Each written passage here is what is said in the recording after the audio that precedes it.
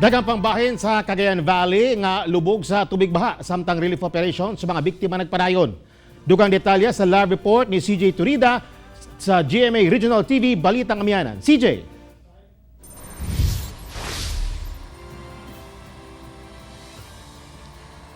Kahit pa itinigil na ng otoridad ang rescue operations ay nakaalerto pa rin ang PDRRMO sa sitwasyon dahil sa mayat-mayang nararanasang pag-ulan sa lalawigan. Sa aerial video na ito noong November 12, makikita kung gaano katindi ang pagbaha sa Isabela. Matapos ang ilang araw, ganito na ang sitwasyon. Humupa na ang baha kaya itinigil na rin ang rescue operations. Medyo nakapagpahinga kami ngayon, ating mga rescuers, dahil nasa relief operation na kami.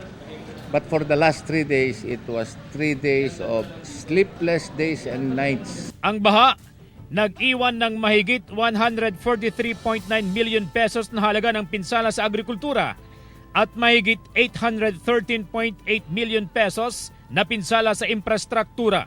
Mahigit 84,000 pamilya ang apektado. 3 ang namatay sa pagkalunod at 2 pa ang hinahanap.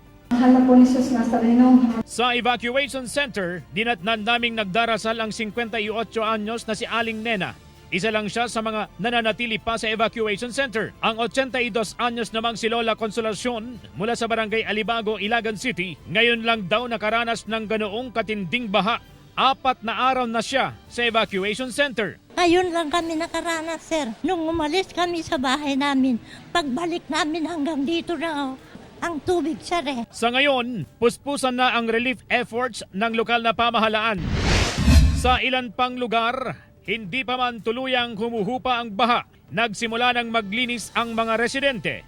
Tubig baha na mismo ang ginagamit nilang panlinis. May ilan namang ilang araw nang nananatili sa kanilang bubong habang naghihintay ng tulong dahil sa naranasang matinding baha. Hinihikayat ni Isabela Governor Rodolfo Albano III ang Pangulo na i-certify as urgent ang pagbuo ng Department of Waters. Gumawa na ng Department of Water para yung datos na makuha natin sa lahat ng water resource, mga bureau, mapagsama-sama na natin at para mapagplanuhan natin talaga.